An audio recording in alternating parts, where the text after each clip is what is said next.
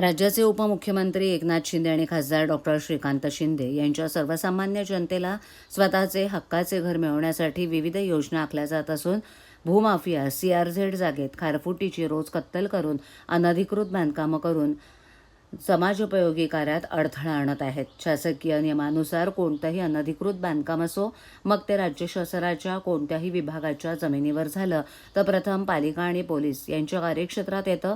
मात्र अनेक प्रकारचा पाठपुरावा करूनही ठाणे महानगरपालिका कळवा विभाग कोणतीही अधिकृत बांधकाम विरोधात कारवाई करत नसून न्यायालय, सीएम, डीसीएम यांच्या आदेशाचं अधिकारी उल्लंघन करत आहेत.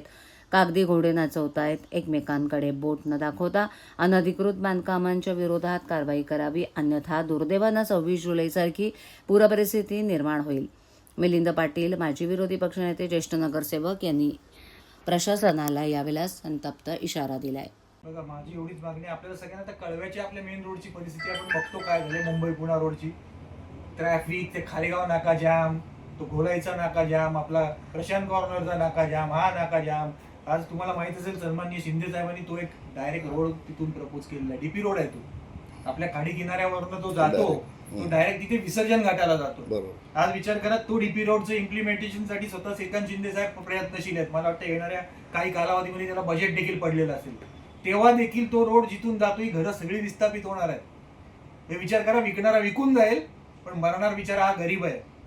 सर, तुमची तळमळ समाजसेवा माननीय स्वर्गीय कावेरीताई पाटील ज्या समाजसेवी आपला स्वातंत्र्य सैनिक होता त्या स्रोतातून येते, पण त्याचा गैरअर्थ किंवा प्रचार चुकीचा काही राजकीय लोक करतायत आहे का?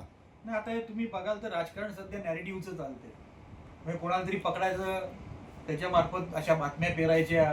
म्हणजे एवढं ॲडव्हान्स झालेलं आहे याच्यात की व्हिस्परिंग पॉवर वगैरे करणाऱ्या अशा एक एजन्सीज मिळतात की मग ज्या पकडायच्या ते त्यांचं बजेट सांगणार, मग ते जागत सुटणार, मग त्यात त्याच्या कामवाल्या पानवाले असे पकडणार आणि मग ते व्हिस्परिंग करणार. त्या मिलिंद पाटीलने असं केलं, तो खराब आहे, अरे तो असं करतो, असं करून एक निगेटिव्ह नॅरेटिव्ह म्हणजे लोकांची मती हे कशी करायची म्हणजे काय म्हणतात त्याला, स्पष्ट भ्रमिष्ट करून टाकतात की लोकांचं मन डायव्हर्ट होतं.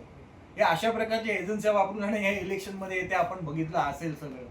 तर विचित्र झाले. आता वारसा वगैरे आहे ठीक आहे, पण कधी कधी मग जी चाललेली परिस्थिती बघून म्हणतं की अरे याच गोष्टीसाठी मग माझ्या घरच्यांनी बलिदान दिलं होतं का, वाईट वाटतं.